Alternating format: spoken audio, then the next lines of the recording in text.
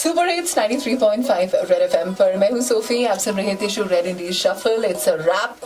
आज शो पे हमने लाइक एवरीडे खूब सारी बातें करी। We talked about indie music. जाने से पहले stay healthy and stay home as much as you can, although कोई सुन नहीं रहा है शो पे। तो हमारे साथ बात करने के लिए युसरा हुसैन, जिसको आरजे सोफी के नाम से जाना जाते हैं, और ये एक ब्रॉडकास्टर है। और आज इनसे हम बात करेंगे और इनकी लाइफ के हवाले से भी जानेंगे और रेडियो में आने के हवाले से भी जानेंगे। तो सबसे पहले आपको बहुत बहुत शुक्रिया। तो सबसे पहले अपने बारे में बताइए। मेरा नाम यूसरा हुसैन है, लेकिन रेडियो पे मैं सोफ़ी के नाम से एक शो करती हूँ। मैं पिछले 13-14 सालों से एक रेडियो प्रेजेंटर हूँ और मीडिया में ही I think I been throughout. फ़िलहाल मैं एक चैनल की प्रोग्रामिंग देख रही हूँ। बैक एंड पे ज़्यादा काम रहता है, अलबत्ता 3 से 5 मेरा शो भी आता है हर दिन एक्सेप्ट फॉर संडेज़। और उससे पहले मैंने स्टार्टेड ऑफ तो मैंने हर टाइम बैंड का जो है शो वो मैंने होस्ट किया हुआ है।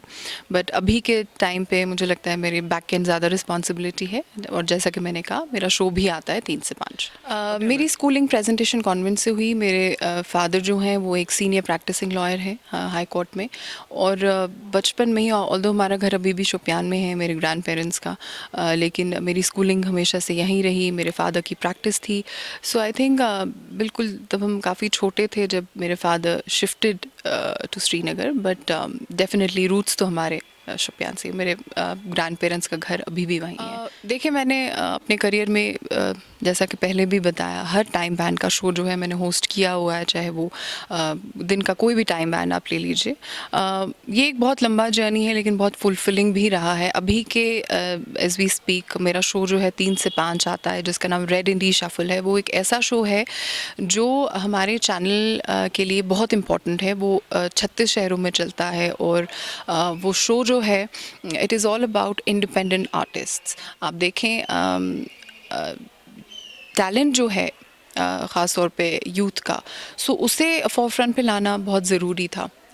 You know, city is no bar, वो डेफिनेटली कश्मीर में भी बहुत टैलेंट है, लेकिन उस प्लेटफॉर्म पे एक लाइमलाइट में लाना एक आर्टिस्ट को जबकि टैलेंट है, तो वो बहुत ज़रूरी था। और इंडिपेंडेंट म्यूज़िक का जो पावर है वो आई थिंक हम सब देखते हैं जो भी म्यूज़िक को फॉलो करते हैं। सो आई थिंक वो उसके लिए एक प्लेटफॉर्म है, और इंशाल्लाह गोइंग फॉरवर्ड ये शो इवॉल्व करेगा, और लोकल आर्टिस्ट जो हैं कश्मीर के वो भी इस शो पे फीचर होंगे, उनके इंटरव्यूज़ होंगे, उनके गाने प्ले होंगे। सो या that is what the show is about. Red FM पर मैं हूँ सोफी। आप सुन रहे हैं शो रेड इंडीज शफल। और रेड इंडीज और she the clarity in her voice is amazing. आपने उनके जब भी गाने सुने होंगे तो नोटिस किया होगा कि उनकी आवाज़, चाहे वो उनकी म्यूजिक वीडियोज़ हों, वो हमेशा कश्मीरी कल्चर को बहुत प्रमोट करती हैं। उनके कपड़ों में आप देखें, उनके अटायर में आप देखें। रेडियो की बात करते तो अगर हम बात करें तो यहाँ पर एक स्टेशन हुआ करता था, अभी बहुत सारे स्टेशन है, तो कितना फ़र्क लगता है आपको? फ़र्क तो बहुत है। देखें, पहले चॉइस नहीं थी, पहले एक स्टेशन था, और अब हमारे पास सबके पास चॉइस है जो सुनते हैं radio. I am a listener is well. मैं काम करती हूँ रेडियो में, लेकिन मैं भी तो सुनती हूँ, तो चॉइस बहुत है। आपको एक चैनल पे कुछ ठीक नहीं लगा तो आप स्विच कर सकते हैं, और आई थिंक वो बहुत ओवर ड्यू थी वो चॉइस यहाँ इस शहर को मिलना, क्योंकि हर शहर में आप देखें तो 2, 3, 4 भी चैनल्स जो हैं वो रहते हैं। यहाँ पे आई थिंक अब पिछले 2-2.5 साल 3 साल लगभग तो वो चॉइस आ गई है यहाँ पे भी, चाहे वो प्रेजेंटर के हवाले से हो, म्यूज़िक के हवाले से हो, या ओवरऑल स्टेशन की जो साउंड होती है या फील होती है स्टेशन की। हर चैनल की अपनी अपनी एक पोजीशनिंग होती है, तो एवरीबडी हैज़ दैट चॉइस। सो वो एक बहुत अच्छी चीज़ हो गई, और कंपटीशन हेल्दी हो गया, वो भी एक बहुत बहुत प्रोग्रेसिव चीज़ है। It's proven. रेडियो, पहली बात तो रेडियो एक बहुत ही लोकल मीडियम होता है, रेडियो की पावर बहुत होती है। वो हमने टाइम एंड अगेन देखा है, नॉट जस्ट क्योंकि मैं रेडियो में काम करती हूँ इसलिए ऐसे कह रही हूँ, बट नो, रेडियो का as a medium it is very very powerful, और वो टाइम एंड अगेन प्रूव हुआ है। आप एक किसी की लाइफ को इम्पैक्ट करें तो I think the job is done. और हम तो यहाँ पे तो खैर इतने सारे चैनल्स हैं, और हमारे चैनल के हवाले से आप देख लें, चाहे वो आप you know at least give a platform for people to talk, वो एक बहुत बड़ी चीज़ होती है। तो वो मुझे लगता है कि एक बहुत अच्छी चीज़ है। और जहाँ तक रेडियो का सवाल है, यूथ ही नहीं, I think across all age वो जो है वो काफ़ी मैटर करता है, और लाइकिंग और एक्सेप्टेबिलिटी इज़ ह्यूज। अपने बारे में बताया कि आपने कैसे मतलब सोचा कि मैं रेडियो में जाऊँगी, वहाँ पर अपना काम करूँ? देखिए वो तो बाय क्या कहूँ मैं, वो not exactly by choice, but उसके पीछे भी एक कहानी है। मैं किसी और डिपार्टमेंट में जाना चाह रही थी रेडियो में, and then so it happened that the company जहाँ मैं अप्लाई कर रही थी उन्होंने डिसाइड किया कि नहीं, आई थिंक इन्हें ऑनर होना चाहिए। सो वहाँ से ये जर्नी शुरू हुई। अदरवाइज डेफिनेटली मैंने मीडिया में ही I always had an interest, but radio होगा ये मुझे मालूम नहीं था, और ये हो गया by chance I think, and that is where I was meant to be. Radio से बेहतर प्लेटफॉर्म और क्या हो सकता है? मैं मानती हूँ कि इंटरनेट के ज़माने में आपके पास सोशल मीडिया है, यूट्यूब है, आप कुछ भी कर सकते हैं, बट रेडियो की अपनी एक पावर होती है, अपनी एक चार्म है, उससे कोई डिनाई नहीं कर सकता। तो डेफिनेटली जी। बहुत सारी लैंग्वेजेस होती है आपके रेडियो में, क्योंकि कश्मीर में हम है, कश्मीरी भी चलती है यहाँ पर, डोगरी भी चलती है यहाँ पर, हिंदी भी, पंजाबी भी। तो आप भी अपने शो में जो है हर एक लैंग्वेज यूज़ करते हो। थोड़ा सा हो जाए कश्मीरी में। देखिए कश्मीरी तो खैर मैं ये नहीं कहूँगी कि मेरी कोई स्ट्रॉन्ग लैंग्वेज है। डेफिनेटली हम घर में भी कश्मीरी में बात करते हैं, लेकिन मुझे लगता है मिश बासा मिश ज़्यादा होल्ड उर्दू स्पेट या बहक ज़्यादा बेटर कम्युनिकेट करित ये उर्दू मस कात कर, या फॉर दैट मैटर थोड़ी बहुत इंग्लिश भी। बट आई थिंक हमारे चैनल पे ऐसा कोई बार नहीं है, for that matter I don't think किसी और चैनल पे है कि आप कश्मीरी में भी बात कर सकते हैं। जम्मू के जो चैनल्स हैं हमारे, वो डोगरी में शोज़ करते हैं। सो लैंग्वेज पे कोई ऐसा है नहीं। मुझे लगता है हमें ये प्रेजेंटर्स को ये भी फ्रीडम दी जाती है कि वो जिस लैंग्वेज में ज़्यादा कंफर्टेबल हैं वो उस लैंग्वेज में कम्युनिकेट करें।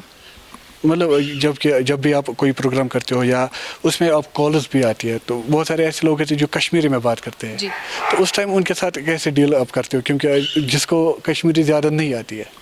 नहीं ऐसा कुछ नहीं है। बिचस पान कशर, आई मीन बिचस अंग्रेज़ के born and brought up here, गैर कशर पट कात करा उनके साथ। वो जो लिसनर जिस लैंग्वेज में हमारे साथ बात करना चाहते हैं उसी लैंग्वेज में हम उनके साथ कम्युनिकेट करते हैं। सो कश्मीरी जो कश्मीरी में बात करना चाहते हैं, इश्त मनसिद कशर पट कात करा, जो उर्दू में करना चाहते हैं उनके साथ उर्दू में बात करते हैं, इंग्लिश में। तो एज आई सेड लैंग्वेज कोई बार नहीं है, ऐसा नहीं है, दिक्कत नहीं होती है कि कश्मीरी में कोई फ़ोन आ गया तो मुश्किल हो जाती है, बिल्कुल भी नहीं है। I think all the radio presenters, जैसा कि ये मैं ज़रूर कहना चाहूँगी कि जिसका भी एस्पिरेशन है कि वो कम्युनिकेशंस में जाना चाहे, ख़ासतौर पर रेडियो में या टीवी में, तो अपनी लैंग्वेज पे होल्ड होना बहुत ज़रूरी है। अपनी लैंग्वेज को पॉलिश करना बहुत ज़रूरी है। आपकी प्रोनाउंसिएशन ठीक होनी चाहिए। अगर कशर पट कात करें तेल पूर कशर पट कात करें तेल अंग्रेज़ कोशर आसुन के, या अगर उर्दू पट करें तेल प्रॉपर उर्दू पट कात करें, तलफ़ुज़ गस ठीक आसुन। सो ये सब चीज़ें बहुत इंपॉर्टेंट है। ये डेफिनेटली एक प्रेजेंटर को एज देती हैं और एडवांटेज भी देती हैं। एम्प्लॉयमेंट के हवाले से देखिए रेडियो में थोड़ी सी लिमिटेड अपॉर्चुनिटीज़ हैं, मैं इस बात को मानती हूँ, लेकिन जहाँ तक फ़ायदे की बात है, देखें रेडियो पे जब आप अपनी बात रखते हैं तो वो एक शख्स नहीं सुनता। अगर आप अथॉरिटीज़ तक कुछ पहुँचाना चाहते हैं, कोई बात कोई मुद्दा, तो डेफिनेटली उन तक पहुँचा। ख़ासतौर पर हमारे चैनल पे आप देखेंगे हम पूरी कोशिश ये करते हैं कि लोगों के जो मसले मसाइल हैं वो हम देखें, हमारा काम सॉल्व करना नहीं है, हमारा काम है वो इन्फॉर्मेशन पहुंचाना सही लोगों तक, और वो काम हम बखूबी करते हैं, और वो ही रेडियो की पावर होती है। अब आपके इलाके में, आपके मोहल्ले में कोई इशू है, तो वो पहुंचाने के लिए आप रेडियो को रेडियो की हेल्प लेंगे तो वो हेल्पफुल हमेशा रहता है, बिकॉज़ मैं रेडियो एक शख्स नहीं सुनता, और रेडियो के जो प्रेजेंटर्स हैं डेफिनेटली वो अपने उनकी यही कोशिश रहती है, जो भी मसले मसाइल हैं वो सही अथॉरिटीज़ तक पहुँचे और उनका रिड्रेसल हो। हम रिड्रेसल नहीं कर सकते, ना तो हम वो क्लेम करते हैं, ना तो वो हमारी रिस्पॉन्सिबिलिटी है, बट हमारा रिस्पॉन्सिबिलिटी है information. So that is what we do. जी, यहाँ ये यूथ के लिए क्या मैसेज रहेगी? यूथ के लिए ये मैसेज है कि प्रोडक्टिव चीज़ों में हिस्सा लें। अब मैं जानती हूँ यहाँ एम्प्लॉयमेंट की बहुत ह्यूज इश्यूज़ हैं, वो तो खैर कोई छुपी हुई बात नहीं है।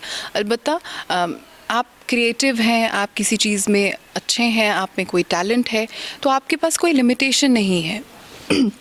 ये ज़रूरी नहीं है कि आप रेडियो पे शो कर रहे हों और तभी, डेफिनेटली वो तो एक एडेड ये है, लेकिन आप आप पहले तो ये आइडेंटिफाई करें कि टैलेंट कहाँ पे है, किस चीज़ में है, और उसके बाद आप विल बना लें कि यही करना है, और उस पे जो है अपनी एनर्जी है जो है फोकस करें। शुक्रिया खबर उर्दू से बात करने के लिए। बहुत बहुत शुक्रिया। ये थी युसरा हुसैन, जिसको आर्टिस्ट सोफ़ी के नाम से भी जाना जाता है। तो आपको पता है कि जिस तरह से इन्होंने बात हमारे साथ की, और आपको भी पता चला होगा कि अगर आप रेडियो में जाना चाहते हो, पहले आपकी चाहत होनी चाहिए, उसके बाद ही आप रेडियो में जा सकेंगे। और साथ ही साथ ये भी है कि एक डेवलपमेंट भी मिली है एक रेडियो से, क्योंकि एक स्टेशन हुआ करता था, आज बहुत सारे स्टेशन है हमारे कश्मीर में, जिसमें यहाँ की यूथ जो गई है और एम्प्लॉयमेंट में भी बूस्ट हुआ है। सारे ऐसे भी यहाँ की यूथ है जिनके पास प्लेटफॉर्म हो के भी वो अपना काम आगे नहीं बढ़ा सकते। उनको यही मैसेज है, थोड़ा सा अपने काम पे ध्यान दीजिए और अपने आप को आगे ले जाए, और युसरा हुसैन की तरह बनिए। खबर उर्दू के लिए मैं पठान जावेद।